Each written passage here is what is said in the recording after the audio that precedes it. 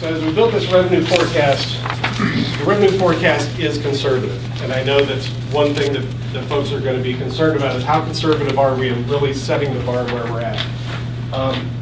Just as a point of reference, I tried to be conservative because you have to be. This is a 5-year forecast. We've got 6 years to get to the sales tax. If we blow it in year 1, we're in deep trouble in years 2, 3, 4, and 5. So we need to make sure we're setting that baseline in a very responsible and reasonable manner that we know that we can manage moving forward. Just as a reference point, the revenue for 2014 used in the forecast is about $59.25 million. The original Budget Commission certification of new funds for the year was $55.5. So the revenue model I'm using for the budgeting process is already a little over $3.5 million more aggressive than where the Budget Commission originally set our 2014 revenues. Again, trying to maintain some conservative assumptions because, again, that will allow us to absorb those surprises or misses, as I said, with conveyance fees, the economy gets a hiccup, any of those things, that there's hopefully some buffers in there that are built to help absorb those things. Some of the primary assumptions that are built in that revenue forecast: current economic conditions remain stable moving forward, has a 1% growth rate in the sales tax revenue each year, a 1.9% increase in real estate valuation at the 2015 triennial review, which that will then impact 16 and forward, and the local government and casino revenue funding remains consistent through that process. Just to give you an idea of what that looks like, this is just a little history of where we've been.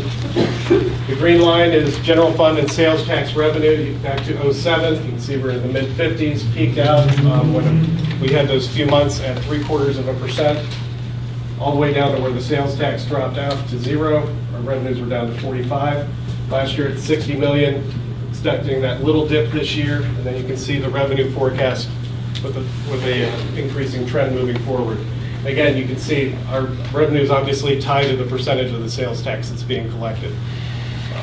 Just as a detail, the forecast where the sales tax percentage there is, that's just reflecting the sales tax on our revenue. Obviously, it's 3 months, and the percentage should shift by about 3 months as far as what tax was actually in effect at the time. But I just wanted to show how it overlaid with the dollars that actually show up. Again, here's our revenue forecast moving forward.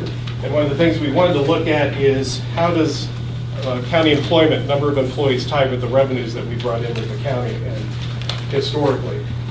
And this goes back, it didn't have the same reporting available for 07 and 08, so that's why my numbers on employees pick up in 09. But the first line, these are the non-criminal justice system employees. When you take out the courts, the sheriff, the prosecutor's office, the clerk of courts, and you get down to the operational departments of the county, like the commissioner's, auditor's office, treasurer's office, and the like. The number of employees back in 09 was 197. You can see it dropped down to 157. We're back at about 180, so we're still operating in those departments on less employees, almost 10% less employees than back in 09. In the criminal justice system departments, you can see we were 550, dropped to 469. Primarily with the sheriff's office and the prosecutor's office, that number's up to 582 right now, with the hires that are in the budget for 2014. And then all of those in aggregate started at 747, dropped back to 626.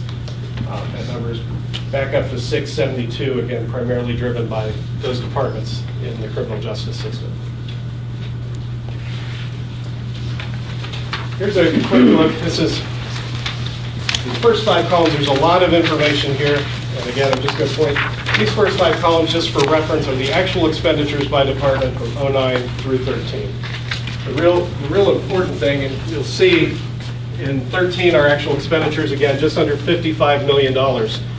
In this orange column was the total of all the budget requests that were provided by the various departments. The total budget request, $64.5 million. So almost $10 million higher than what our actual expenditures just in 13 were in the budget requests that were presented. In there, we had about $4.8 million in capital requests. So looking at the operating budgets, and again, the operating budgets are what we really tried to home in on because that's what needs to be supportable in our new revenues. We're requested at about $59.7 million. And I believe our operating revenues last year, I'm not keeping up with my pages. Our operating revenues last year were at about $52 million. So we're looking at an operating budget increase of just over $7 million just in 1 year. Now, a good chunk of that increase, we do know last year was a year, especially in the Sheriff's Department, there were a number of employees that were hired back in and where we've been staffing back up.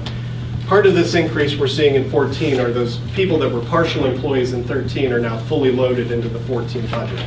But still, you can see where the expense trend is going and why that's what we really need to keep an eye on as we're building the budget moving forward.